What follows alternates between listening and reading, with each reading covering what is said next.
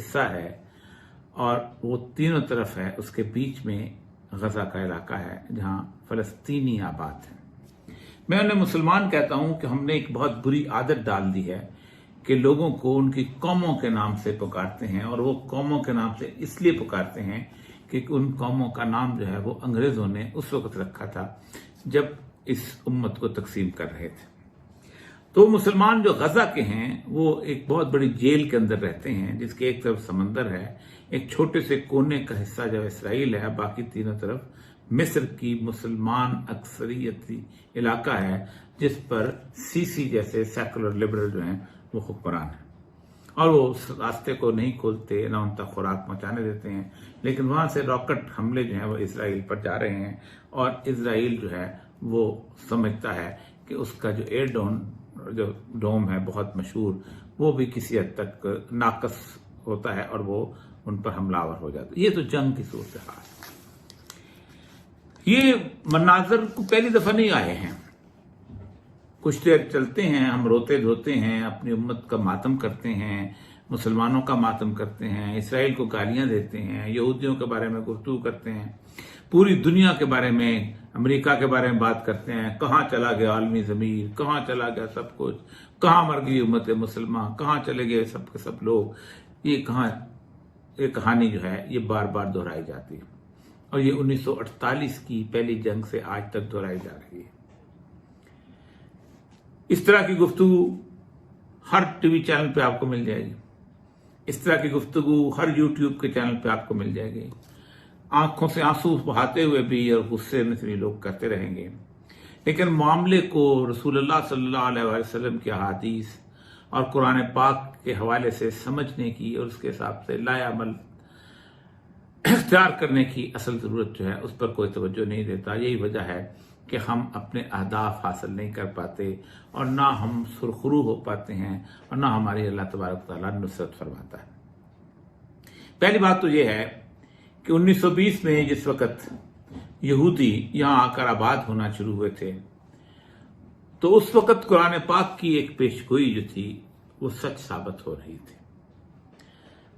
बनी इसराइल का सूरह आराफ में अल्लाह तबारक व तआला उनकी नाफरमानियों का जिक्र करते करते अल्लाह तबारक व तआला उसकी 188वीं आयत में कहते हैं, वक़त्तानाहुम फिल अर्दि उममा, हमने तुमको दुनिया में मुख्तलिफ जगहों पर तकसीम कर दिया। और ये हकीकत है कि 70 ईस्वी में जब टाइटस जरनैल ने हैकल सुलेमानी तबाह किया और यहूदियों को वहां से निकाला रोमन एम्पायर के, तो फिर उसके बाद यहूदी पूरी दुनिया में बिखर गए और जिल्लत और रुसवाई के 2000 साल उन्होंने गुजारे। उसके बाद अल्लाह तबारक व तआला ने एक और पेशगोई इस कुरान पाक के अंदर सूरह बनी इसराइल में की। मैं तफसील में बार बार जा चुका हूं, लेकिन सिर्फ आज इस हवाले से, इस पेशगोई के हवाले से बात आगे बढ़ाएंगे और कहेंगे कि हमें क्या करना है, सोचना है कि हमें क्या, हमारा लायामल क्या होना चाहिए। फिर अल्लाह ने कहा कि देखो, फैजा जा वादल आखिरत जेना बिकुम लफीफा, जब आखिरत का वादा आएगा ना, तब तुम सब लोगों को यहां इकट्ठा कर लेंगे। आप मुझे ये बताइए कि जब ये कुरान पाक नाजिल हो रहा था, सैयदुल अंबिया सल्लल्लाहु अलैहि वसल्लम साहबा को ये सुना रहे थे, तो उस वक्त यहूदी जो थे पूरी दुनिया में बिखरे हुए थे, मदीना में मौजूद थे लेकिन दुनिया में बिखरे, चंद एक थे। कोई यकीन कर सकता था कि ये सूरत हाल ऐसी पैदा होगी कि एक दिन ये यरूशलेम के शहर के ऊपर आके सारे आबाद हो जाएंगे। आपके बाद पहली सदी, दूसरी सदी, तीसरी सदी, चौथी सदी, 5वीं, 6वीं, 7वीं, 8वीं, 9वीं, 10वीं, कितनी सदियां गुजरी। इन सदियों में हालत इनकी ये थी कि ये वीनस जैसे शहर के अंदर गंदे गलीज इलाकों में रखे होते थे और वहां बदबू के अंदर जिंदगी गुजारते थे।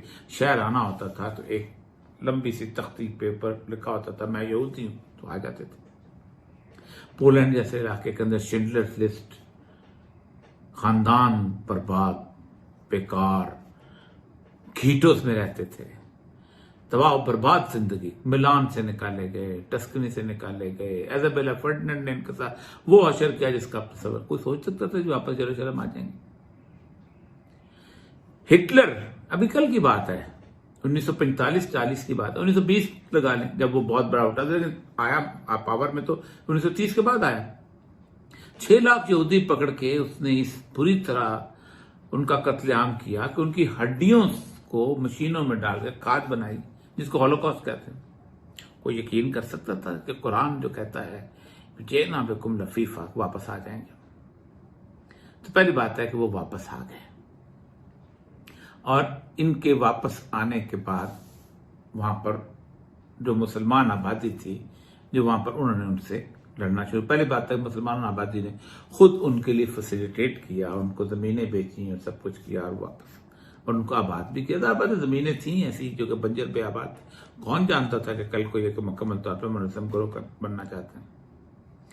पहली बात तो यह है कि वो जो वहां पर आबाद हो रहे थे, तो क्या कभी उस वक्त किसी ने सोचा कि वो क्यों आबाद हो रहे हैं? जब कुरान की एक पेशगोई सच साबित हो गई थी कि अल्लाह उनको वहां इकट्ठा करेगा, तो फिर देखना यह था कि उनको निकालना कैसे है, जैसे मैं और आप निकाल रहे हैं। वो कौन सा रास्ता है जो रसूलुल्लाह सल्लल्लाहु अलैहि वसल्लम ने बताया है कि जिसके चलने की तुम्हें तलकीन की गई है, और कहा गया है कि तुम इस रास्ते पर चलते हुए यहूदियों के साथ आखिरी कताल करोगे। मुसलमानों का जो रसूलुल्लाह सल्लल्लाहु अलैहि वसल्लम की हदीस है, आखिरी कताल जो है वो यहूदियों के साथ होना है। तख्तुलुन्नल यहूद, तख्तुल 2 दफा आपने फरमाया, तुम कत्ल करोगे यहूदियों को, तुम कत्ल, यहां तक कि एक पत्थर भी और एक दरख्त भी पुकार उठेगा कि हमारे पीछे यहूदी छुपा हुआ है। अब इजरायली ने कहा यहूदी, और किसने कहा कि इसलिए मुसलमान कत्ल गए। 1948 में यहूदी वहां पर आबाद हुए हैं। पहली गलती इस उम्मत की और इस यहां के मुसलमानों की सबसे पहली गलती, जिसकी सजा आज तक हम भुगत रहे हैं और आइंदा भी भुगतेंगे, और वो ये थी कि हमने इसको फलस्तीन का मसला लिया, हमने इसको एक कौम का मसला लिया। हमने ये नहीं कहा ये मुस्लिम उम्मा का मसला है, हमने ये नहीं कहा कि वहां मुसलमान आबाद है, हमने कहा ये फलस्तीनियों का वतन है और फलस्तीनियों का सदियों से ये वतन रहा है, इसलिए यहां पर इनका हक कैसे इसको निकाला जाए। और हमने उसके लिए तरह तरह की तारीखी रिवायात उठाई, फलस्तीनी यहां पर आबाद थे, नस्लें ये थी वो थी। और फिर हमने एक खालस 70 साल, तकरीबन उनमें से 60 साल खालस सेकुलर मूवमेंट चलाई। ये वो मूवमेंट थी जो क़िबला अव्वल की आजादी चाहती थी, लेकिन वहां पर एक अल्लाह के दीन की हुकूमत नहीं चाहती थी, बल्कि एक सेकुलर लिबरल भी नहीं, बल्कि कम्युनिज्म रूस सपोर्टेड हुकूमत चाहती थी। अल-फतह जब कायम हुई है तो उसके अंदर जॉर्ज हबाश भी शामिल था जो कि ईसाई था, उसमें हनान अशराफी भी शामिल थी जो यहूदी थी, उसके अंदर और कितने लोग शामिल, यहां तक कि लैला खैलत जिसका हम नाम लेते हैं वो कि एक ईसाई थी। हमने अरब नेशनलिज्म की बुनियाद पे, जिसकी बुनियाद पर रसूलुल्लाह सल्लल्लाहु अलैहि वसल्लम फरमाया कि जिस शख्स ने असबियत की तरफ बुलाया उसने जाहिलियत की तरफ बुलाया, जिसने असबियत का परचम बुलंद किया उसने जाहिलियत का परचम, हमने जाहिलियत के परचम से उसका मुकाबला करना। तो यहूदी तो फिर हमसे बेहतर थे, इसलिए बेहतर थे कि डेविड बिन गुरियान ने पहले दिन वहां खड़े होकर कहा था, हम कोई ऐसी किताब तहरीर नहीं करेंगे जिसकी इज्जत और नामूस और जिसकी हुर्मत जो है वो तालमुद और तौरात से ज्यादा हो। हमारा आइन तौरात है। हमने दूसरी जंग जब लड़ी 67 के अंदर, तो हमने अरब इसराइल जंग लड़ी, हमने इस्लाम यहूदियत की जंग नहीं लड़ी। नासर ने खड़े होकर कहा कि फिरौन के बेटो, आज तुम्हारा मूसा के बेटों के साथ मुकाबला है।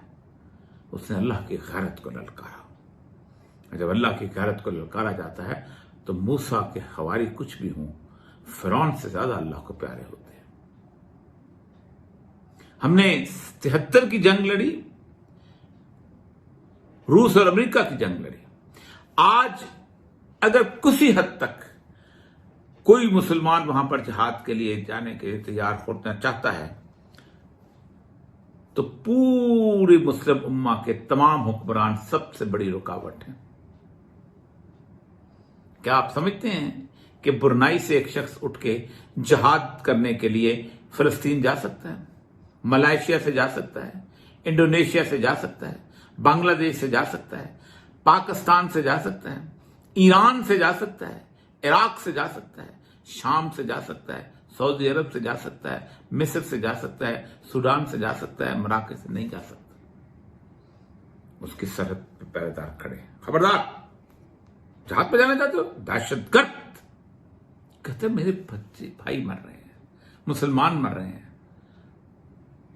700 के करीब शहादतें हो चुकी हैं, बच्चे मर रहे हैं, 500,000 बच्चे मर रहे। जाने दो मुझे उनसे। मुझे सूरह निसा की 75वीं आयत पुकार पुकार कर कहती है मालकुम ला तुकातुल, कि तुम क्यों नहीं कत्ल करते उन लोगों के लिए कि जो करियत जालिम के अंदर फंसे हुए हैं। लेकिन हुक्मरान जो कि मुस्लिम अक्सरियती ममालिक के ऊपर बैठे हुए हैं, वो कहते हैं हम जो हैं, और हम किस लिए हैं? हम करारदाद मसम्मत पास करने के लिए। 65 लाख के करीब अफवाज हैं इस पूरे मुस्लिम उम्मा के पास। 65 लाख। 114 से लेके 120 तक एटम बम है इस मुस्लिम उम्मा के पास। दुनिया के बेहतरीन तैयारे F-16 से लेके उससे ऊपर तक इस उम्मत के पास है। शानदार टैंक इनके पास हैं, पैट्रियट मिसाइल इनके पास है। कौन सा ऐसा जदीद टेक्नोलॉजी है जो कि सऊदी अरब ने, जो कि यूएई ने, जो कि पाकिस्तान ने, जो कि शाम ने, जो कि मलेशिया ने, जो कि तुर्की ने खरीदी ना हुई हो। हम पूरी आबादी से ज्यादा फौज है इसराइल की। इतनी बड़ी इन्फेंट्री दुनिया में कहीं है? नहीं है। लेकिन गाली मुस्लिम उम्मा की दी जाती है, झूठ है। 57 सेकुलर लिबरल हुक्मरानों की गाली उम्मत को मत दो। क्या बेनजीर के अंदर और जेसिंडा आर्डन या एंजेला मर्कल के लाइफस्टाइल में कोई फर्क है? एक तरह के सेकुलर। क्या बशार अल असद और गॉर्डन ब्राउन और इमरान खान में कोई फर्क है? जैसी जिंदगी वो गुजारते हैं वैसे ये गुजारते हैं। जैसे क्या मुर्सी जैसे डिक्टेटर और जनरल फ्रैंको के अंदर कोई फर्क है? सीसी जैसे डिक्टेटर उससे फर्क है? कोई फर्क नहीं, एक जैसे, सब एक जैसे। इस सारे सिनेरियो के अंदर अब सिर्फ एक बात है कि वो वक्त बहुत करीब आता जा रहा है जिसकी पेशगोई रसूल अकरम सल्लल्लाहु अलैहि वसल्लम फरमाई थी, और इसमें सबसे बड़ी पेशगोई ये थी कि इसमें अरब की तबाही सबसे ज्यादा होगी। क्यों होगी? आपने फरमाया वैलुल लिल अरब, अरब की तबाही। आपने ये नहीं कहा वैलुल लिल मुस्लिमीन, मुसलमानों की तबाही नहीं कहा, वैलुल लिल अरब। 3 दफा फरमाया वैलुल मिन शर्रिन का तरफ एक फितना जो बहुत नजदीक आ चुका है। सैयद आयशा से फरमाया कि आयशा सबसे पहले तुम्हारी कौम मुझ तक में पहुंचेगी। एक और जगह फरमाया एक जूती पड़ी होगी, एक औरत सवाल करेगी जूती कुरैश की है, लेकिन कुरैश इस दुनिया पे नहीं होगा। क्यों? उसकी वजह यह है जो बार बार बयान की है कि इस उम्मत के बुनियादी मुजरिम जो हैं वो हैं कि जिनकी जुबान में कुरान पाक उतरा, और फिर अल्लाह तबारक व तआला ने इस उम्मत के सबसे बड़े रिसोर्स का उनको मालिक बनाया। रसूल ने फरमाया 3 चीजें ऐसी हैं जिस पे उम्मत जो है मुश्तरक शेयर है, पानी, चरागा और जेर जमीन मादनियात। नार का भी एक जगह लफ्ज आता है, यानी आग, जैसे तेल है उससे आग बनाई जाती है, उसके बाद तवानाई जो होती है। जितने बड़ा जखीरा तेल का था उतना ही छोटा कबायली मुल्क बनाया गया ताकि हम उसको ज्यादा से ज्यादा लूट सकें। और सारी दौलत गुज़श्ता 50-60 सालों के अंदर बैंकॉक के ताइश कदम में, बैरूत के ताइश कदम में, बाकी जगहों पे ताइश कदम में खर्च की गई। इतने बड़ी बड़ी बिल्डिंग बनाई गई। रसूल ने फरमाया क़यामत की अलामत में से एक है कि नंगे पांव चलने वाले बद्दू बड़ी बड़ी बुलंदो बाला इमारतों में मुकाबला करेंगे एक दूसरे से। ये नखील का टावर है, एमाल का टावर है, ये फलां का टावर। हमारी शामत अमाल का वक्त है, खसूसन अरब दुनिया की शामत अमाल का वक्त है। हमारे गुनाह इतने ज्यादा हो गए थे कि अब वो वक्त करीब है कि जब इस कैफियत के अंदर वो टाइमलाइन आने वाली है कि जिस टाइमलाइन के अंदर फरमाया इमरान अल बैत अल मक़दस खराब अल यसरब, बैतुल मक़दिस की आबादी, मदीना की वीरानी। अक्सर लोग सवाल करते हैं कि इसमें इमाम मेहदी के 7 साल कैसे होंगे। आज इसका जवाब भी अर्ज कर देता हूं। जिस वक्त ये मामला शुरू होगा, मेरी अंडरस्टैंडिंग के मुताबिक, हो सकता है मैं गलत भी हूं, क्योंकि रसूल सल्लल्लाहु अलैहि वसल्लम की इन हदीस का मतलब जो है अखज़ करना, ये बहुत मुश्किल काम भी है और इसके लिए बहुत इस्तिदराक, बहुत मेहनत चाहिए।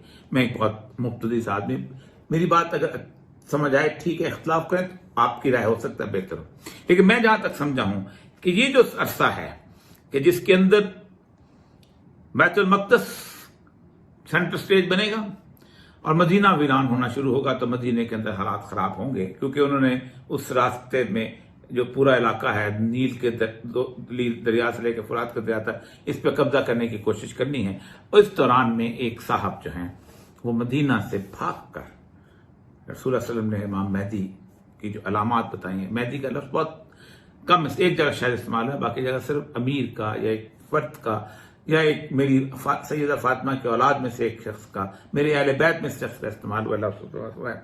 वो भाग कर मक्का आ जाएंगे ताकि वहां के फितने से बच सकें, तो लोग उनको पहचान लेंगे तो उनकी बैत करेंगे। उस बैत के दौरान जब ये ऐलान हो जाएगा वहां बैत होगी, तो शाम में जो हुक्मरान होगा उसमें कहा गया, खासतौर पर कहा कि उसका ननिहाल बनु कल्ब का होगा। इस वक्त अलवी जितने भी हैं वो बेसिकली 4 हिस्सों में तकसीम बनु कल्ब के हैं। एक जगह कहीं कहा है कि वो अपने आप को सुफियानी कहेगा, तो वो वहां से लश्कर भेजेगा, तो वो जहां पर उसको लश्कर को बैदा के मकाम पर धसा दिया जाएगा। जब वो धसेगा तो एक ऐसी अलामत होगी जो कि सारी दुनिया को समझ आएगी, फिर कोई बॉर्डर नहीं रहेगा, फिर कोई सेकुलर हुक्मरान रोक सकेगा, फिर खुरासान के लोग भी आएंगे, फिर सब लोग उस बैत में आएंगे और वो आगे से चलते हुए रक्का के मकाम पे आके, रक्का दमिश्क के साथ है, वहां पर अपना खैमा लगा देंगे। इसके बाद इस लश्कर को रोकने के लिए वो मलमतुल कुबरा जो रसूल फरमाते हैं कि खुरूजुल मलहमा, बड़ी जंग का आगाज होगा, जिसमें 80 झंडे वाले लोग जो हैं, एक हर झंडे के नीचे 12 फौज जब वो आएगी, वो मुकाबला होगा। और उस मुकाबले के बाद दौरान पहले कुस्तुनतुनिया उनके पास चला जाएगा, तुर्की उनके पास चला जाएगा, फिर हम फतह करेंगे तो दज्जाल जो है वो निकल आएगा, वो इस्फहान से आएगा। इस दौरान दज्जाल और इमाम मेहदी बराबर, ये वो 7 साल हैं जो इमाम मेहदी की हुकूमत के होंगे। और जिस दौरान दज्जाल जो है वो आगे से बढ़ता एक वक्त ऐसा आएगा कि वो दमिश्क की जामा मस्जिद में मुसलमानों को घेर लेगा और मुसलमान अंदर सरेंडर होंगे, मुकम्मल तौर पर बंद होंगे। बाहर दज्जाल खड़ा होगा कि मैं अब इन आखिरी बचे कुचे मुसलमानों को जो इमाम मेहदी की क़यादत में नमाज पढ़ने वाले हैं, इनको खत्म कर दूं, तो सैयदना ईसा अलैहिस्सलाम जो हैं वो नाज़िल होंगे। ये हैं वो 7 साल जो इमाम मेहदी की हुकूमत के उस दौरान होंगे। अल्लाह ताला हमें दज्जाल के उस फितने से बचाए, क्योंकि वो बहुत बड़ा फितना है। लेकिन हमें हमारा करने का काम क्या है कि हम कम से कम इस वक्त अपने आप को मुज्तमिल तो करें।